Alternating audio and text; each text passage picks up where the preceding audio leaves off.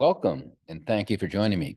My name is Jason Stevens, and I'm an associate professor at the University of Connecticut, and I'm delighted to be presenting today on why students cheat and how we can help, on the nature of cheating and the cultivation of integrity.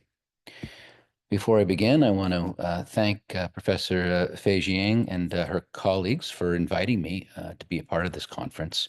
It's a great honor and privilege. Thank you so much. So, in this one presentation, I would like to answer two questions, offer three propositions, describe four truths, and suggest many methods. All right, let's get into that. Two questions about cheating and integrity. First, what is the nature of the former? What is the nature of cheating? And how ought we cultivate the latter, integrity? I'm going to suggest that cheating is natural and normal, but unethical and inevitable. That is to say that dishonesty and morality are both products of evolution. And with respect to how we ought to cultivate the latter, there is no silver bullet. We must have a multi-level system, as well as other techniques that involve changing both individuals and environments. The three propositions here are that because cheating is natural and normal, that being honest isn't always easy. When we are tempted, given the chance to save time, money, effort, we are subject to cheating.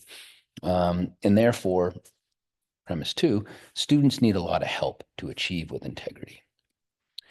And that draws us to the third proposition, the conclusion that we, those of us in education, particularly teachers, course designers, administrators, are obligated to design environments that mitigate cheating and perhaps even promote integrity. So the four truths that I want to spend some time talking about: natural, normal, unethical, inevitable.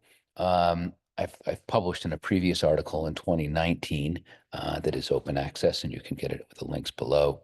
And the idea here is that cheating is natural. It's a product of evolution, genetic predisposition, typical across many species and a part of normal human development, but that is also unethical for social animals. That is to say that it's dishonest, unfair, potentially harmful, and that it's evitable. Education, culture, and context matter, and they can reduce the frequency, the prevalence of cheating behavior as a function of the person times the environment. So with respect to the first truth, many sources here, but my favorite being probably Robert Shriver's work. And he talks about deception in the natural world as being both ubiquitous, everywhere. All plants and animals virtually engage in some form of deception, and also essential. That is to say, for survival and reproduction, many species use deception to live longer and to have more offspring. And mimicry is really the prime form of deception, which is like copying and plagiarism in the academic world. But the general idea here, right, is we appropriate, we take up the traits or characteristics of other species, or I would say the words or ideas of other writers to represent them as our own. A prime example of this in North America would be the Texas coral snake and the Mexican milk snake. The Texas coral snake is terribly poisonous and deadly, and the Mexican milk snake is not. And as you can see here, it's difficult to tell the two apart without looking closely and seeing that the Texas coral snake has red on yellow, which can kill a fellow, whereas the Mexican milk snake is red on black, venom it lacks. Down in Australia, close to New Zealand, where I live, there's a couple of orchids there that also engage in some mimicry and deception, releasing, in the case of the spider orchid here, pheromones that or a perfume that mimics the pheromones of a fertile wasp, female wasp, so that attracts the males. Similarly, the labellum here of this hammer orchid mimics that of the female wasp, thus attracting the male. And this is deployed for reproductive success, right? The passing along and pollen in the seed. And you might say, well, that's all well and good in the natural world, but aren't we humans different? And the answer is yes and no. Yes, we do have comparatively speaking, a well-developed neocortex. We have a sense of self-awareness that certainly plants don't have and most animals don't have. We also have an ego and the need to protect it. That's this idea we can engage in deception and self-deception quite effectively. But we're still animals, and as such, we are still subject to those Darwinian dynamics of survival and reproductive success. Our genetically speaking, we are, 98% of our genome is lined up with chimpanzees, one of our closest cousins, if you will. But even a basic plant, we share nearly a fifth of our DNA with. The second truth concerns cheating being normal, typical, adaptive, not abnormal, right? Normal, we look at the definition there, it's expected, not deviating from the norm, mentally sound. People who cheat are not unwell, right? They might be under press or stress or duress, and so forth, or have other reasons, but they're not mentally unsound.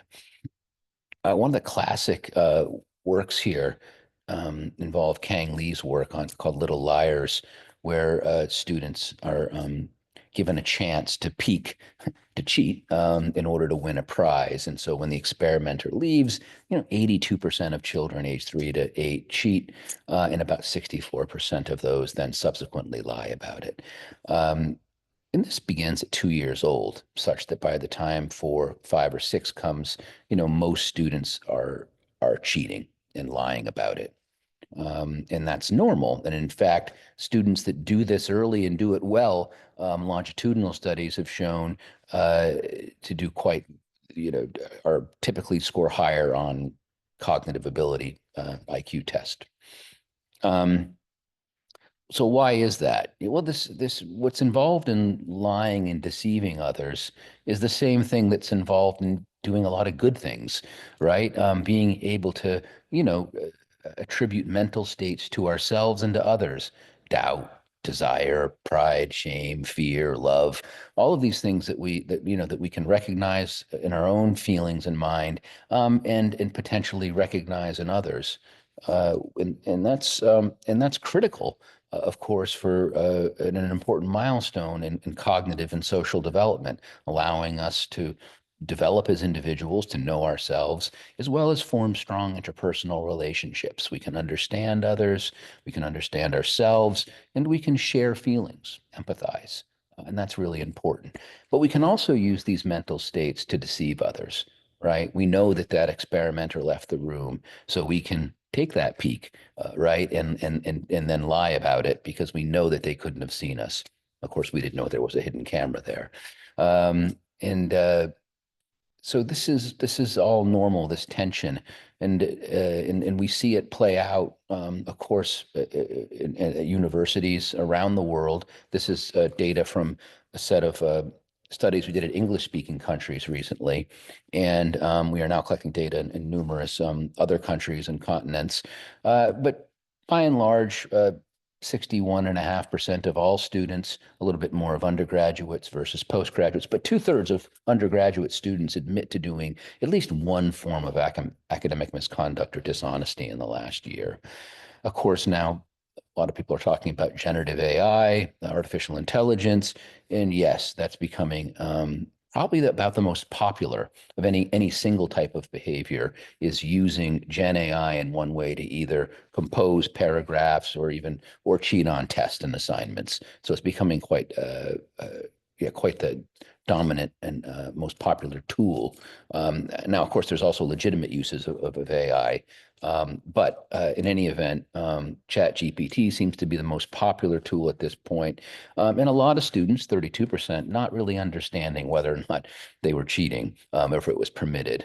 So that says a lot about what we need to do as teachers and institutions in terms of helping students use Gen AI appropriately and ethically. Um, Okay, that takes us to our third truth about ethics. And it's a little bit of we're at a paradox. How can something that's natural and normal be unethical? Well, Darwin himself in The Descent of Man said that any social, a well-developed animal, especially social instincts, would inevitably acquire a moral sense or conscience. And of course, we are that. And there's numerous studies that show other animals have a sense of fairness, dogs, monkeys. So we're not alone in having a sense of justice or fairness or in even care. Um, Plenty of books on the topic that you could read. One of my favorites for at least naming the values, these intuitive ethics that have evolved over thousands of years and whose purpose is to suppress and regulate our selfishness and make social life possible, is Jonathan Haidt in his work in The Righteous Mind. And he sets up really six kind of binaries, right, of intuitive ethics that he thinks emerged out of evolved psychological mechanisms: care versus harm, fairness, cheating, so on and so forth. Um, and this really hints at really our dual natures, right? That the one time we have within us the capacity to behave as a saint or a sinner, right? A champion of truth or a hypocrite. Um, we're just born that way, in essence, with really two seeds, in us that could be, depending on our environment and our culture, could be cultivated and be flourished, right? That selfish, deceptive part that's about our individual survival and success, that we will misrepresent, lie, steal, cheat, do any number of things, right? Bad things to get what we want for ourselves, and then as opposed to the seed of morality that's helping to regulate and restrain us and aim towards more social cohesion, group survival, and success, and to treat people fairly, to care about them, respect them, and so on and so forth. Um, and there, that comes to then our fourth truth, that, it can be prevented. And the question for us here is, how do we do that? How do we help students achieve with integrity? And I want to talk about really um, several multi-level systems that get at what we might call an integrity approach. We're not just looking for students to follow the rules, that's good, but we want students to not cheat because they see it as unfair to others, so they see it as dishonest. And so we focus on, especially at the International Center for Academic Integrity, a set of 6 fundamental values associated with academic integrity. In that same article where I talk about the 4 truths, I also talk about contrast a culture of cheating with a culture of integrity. And I use nudge theory a little bit to think about the differences, right, in these two cultures, and how we might highlight, if you will, this culture of integrity. Sorry, that is spelled wrong up there. But we want the valuing of integrity, the understanding of it, to be salient, to be highly visible. We want learning to be done by default. We want commitments activated, responsibility internalized. We want high disapproval and low engagement when it comes to social norms. And we need to expect errors and respond with education or a developmental approach. So let's take a closer look at that. So nudge theory is about really making relatively small environmental changes that are quite easy and inexpensive to implement that help shift people's behavior. And so changing the default options is one of them. Making it salient, making it visible is another, and then providing social proof. These are sort of the names of the different nudges, if you will. And I just wanted to share a couple of examples as we come to a close. One is that changing the default options. So, making academic integrity instruction mandatory rather than leaving it to chance. And we do that at the University of Auckland. You can read more about that here. Making pledges, just as we do when students take exams or papers where they tick a box and indicate that they have, this is their work and their work only. Having campaigns that really around campus that promote honesty, and show that their peers value it, which is what we did with this campaign. These are just some of the many methods that can be used.